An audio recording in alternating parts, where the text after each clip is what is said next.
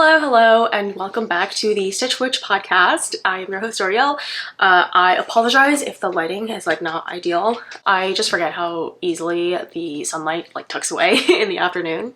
It's the weekend and, early morning chores just kind of get the best of you, and then all of a sudden it's 4 p.m. and you have no sunlight. So luckily for today's video, it's not really relevant to my knitting in terms of colors and garments and stuff like that. It's more of a technique or just an approach.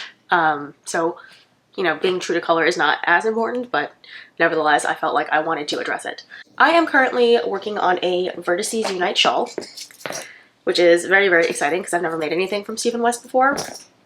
And the reason why I did this is because I wanted to start getting a handle on my stash. So in my last video, or a couple videos back, I talked about some patterns that I had in my plans to get working through my stash, and I think that is good.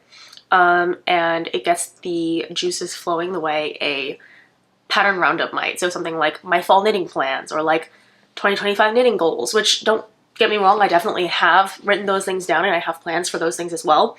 But in terms of an everyday approach and a long-term commitment to my own stuff and my own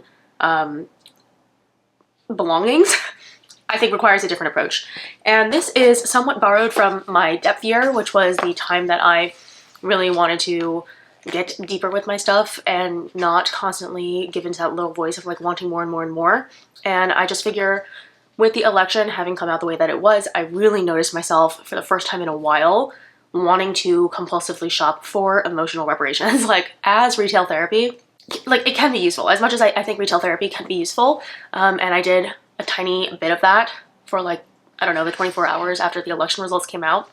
I think if left unmitigated as a coping strategy, it can really wreak havoc on your life. And this was the first time in probably 2 or 3 years that I was really starting to feel that itch of retail therapy coming back into my world, where I just assumed that buying stuff would fill the hole. And now that knitting is my whole life, the things that I want to buy are always inevitably yarn related. So I decided to do this thing called knitting bingo. I will put the picture of my board up on the screen so you can see what my personal knitting bingo looks like. And this is going to be my strategy for the rest of this year and probably, I don't know, the next 6 months of the coming year. But I don't really have a date on this. It's just kind of what my approach to gamifying a no-buy would look like. I know a lot of people are doing no-buys or low-buys, and as we get into a new year and turn the corner, I think a lot of us try to think about that, but seeing that Samhain was the witch's new year, I tend to do this kind of reflecting, early November / late October, and that's when I kind of came up with this. And when I started getting that itchy feeling of wanting to solve my emotional problems with shopping, that was when I really took a step back and I recognized it's time to start this now. And I think it could be a really useful thing to share if you are someone who is also affected by basically trying to modulate your emotions with shopping, which I think is a lot of us. And this is definitely not to blame, shame, or judge that behavior. Whether or not you find it problematic is fully up to you and the loved ones and important people in your life and your values or whatever. So I don't really have shame around my yarn stash. This is really a matter of preference. So I think before we get into this, I want to just say that shame is not a particularly useful emotion to feel when it comes to wanting to be a better person or wanting to change something about yourself or the way that you deal with something. I think generally it's not super useful. I mean, maybe it is, and psychologically there's a place for shame. But when it comes to self-policing our own behaviors, I think it can be more productive to examine why we do certain things and kind of just going at it more gently and more lovingly. And that's something that I've gotten a lot better at after finding about my autism and realizing that a lot of what I do can't be shamed out of me.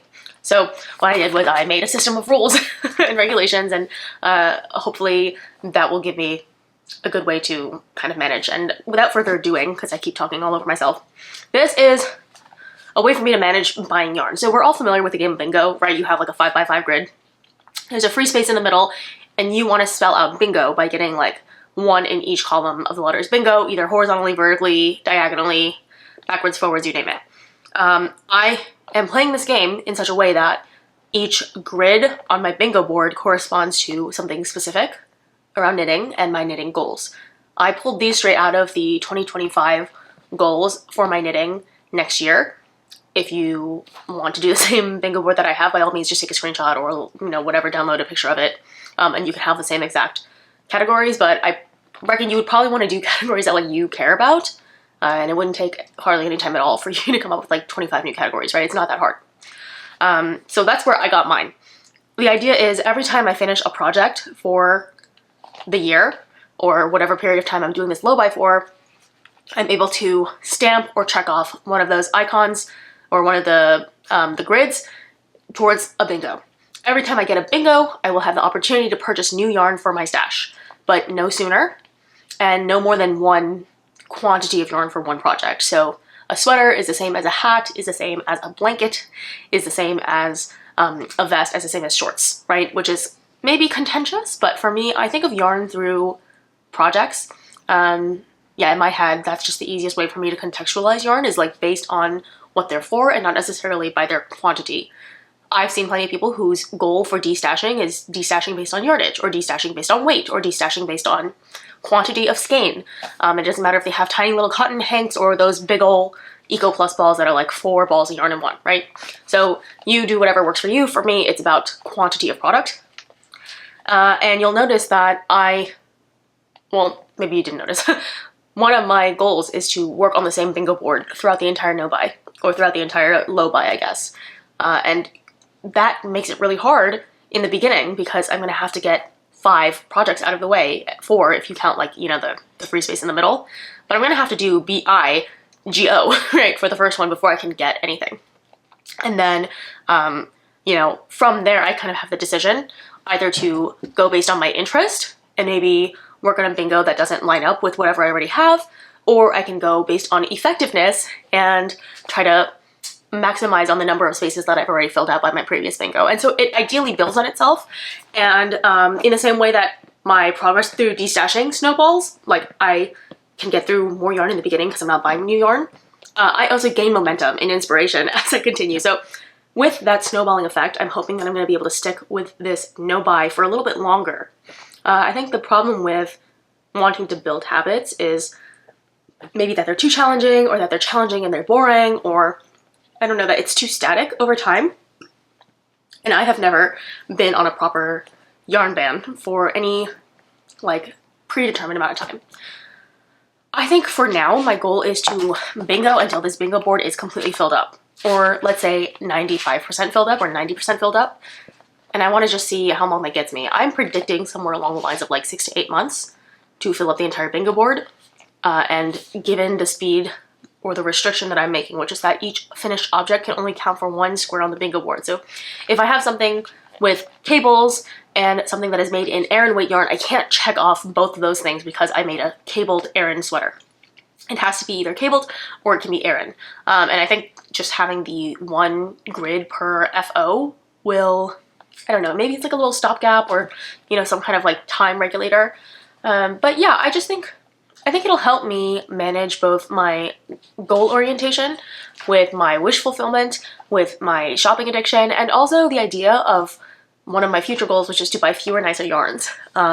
It's one of those things where I think as a person and as a new knitter, you're so preoccupied with the idea of like wasting good yarn or like not using your good yarn or like, making mistakes or something like that. And because I spent so long kind of scrimping and scrounging for pieces of yarn and yarn that was like the best value, because you have to use like so much yardage, right? Like a sweater uses 1,000 yards or something like that. For me at least, right? I always try to equate the most yardage for a particular weight of yarn, like worsted weight yarn. If I can get 1,000 yards of worsted weight yarn for a certain price, that should be the one that I go for. And so I think in my stash, I have a lot of yarns that are really good price, or I got them because they were on sale from a friend, or they were at the thrift store, or, they were going out of clearance, or they were, getting discontinued and I was able to snag it for 40% off because they're no longer carrying or making that yarn anymore. And all of those are not inherently wrong choices, but for me, what they've led to is an overwhelm of product. And like I said, this is not about shame, this is just about preference. I would prefer not to have yarn that I have to store away, because it just makes it really hard for me to make a decision on designing products. Like if I want to do stripes or I want to make something like this Vertices Unite, I have to go into my storage to like find all the yarns that might work. And it's getting a little bit cumbersome for me.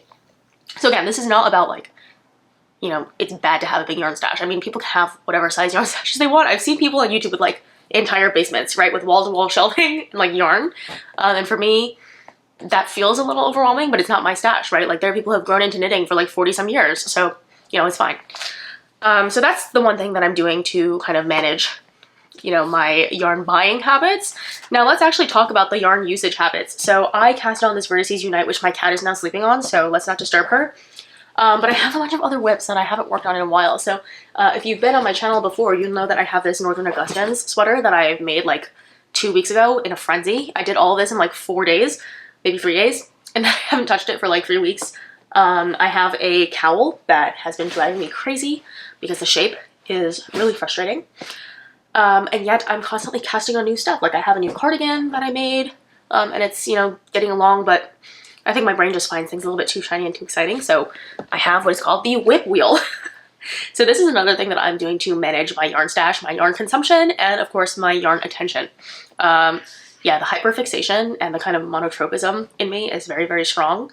And I think that can be a great thing. I think if I have the steam to work on a project, that means I can get a really fascinating amount of it done in a short time. And whenever I can do a really, really big burst of something, it kind of makes it more enticing to continue, right? Because it's like if I'm 70% of the way done with something, only 30% of effort and then I'm done. It's kind of the opposite of Sleeve Island, but then again, sometimes I get stuck on Sleeve Island. And so for those times when I really just like don't know what I want to work on, or I feel like I should be working on something, I spin the WIP wheel. Okay, and this says Northern Augustans number 4, which would be, you know, this sweater. And the rule is I need to work on this for at least 30 minutes. I am fortunate and in a stage of my life where I currently have more than 30 minutes a day to knit on average, right? Because I have a really, really long commute that I share with my husband. So we share traveling duties. So when it's the morning, he drives and I can knit. And in the afternoon, I drive and he can play his games. So in the morning, I might be able to finish my 30 minutes of knitting. I also knit during my lunch break. I knit when I come home. I don't have children. I don't have pets that I need to walk. I work from home 2 days out of the week. And we've had a lot of weekends or long holidays in November where we've been able to do a little bit more personal stuff. And now that we live, you know, whatever, our living situation is different. So I just have more free time cleared for me as opposed to like last year or when I was running a business, for example. So for me, I can eke out 30 minutes of compulsory knitting on projects that I find more difficult, or sometimes they're attention grabbing, like I need to read a chart or something. And for that reason, it's a little bit harder for me to watch a TV show and knit. So I need like a dedicated amount of time to knit.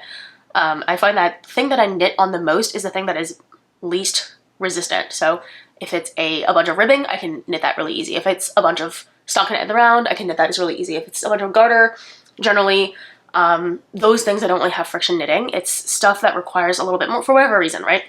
And then if I want to continue knitting on it, I often find that I just continue. So today I had this shawl that I have a lot of friction with, and I worked on it for 30 minutes and I was like, well, now that I've already like gotten through the friction of starting and figuring out this pattern again, I might as well just keep going for another 30 minutes.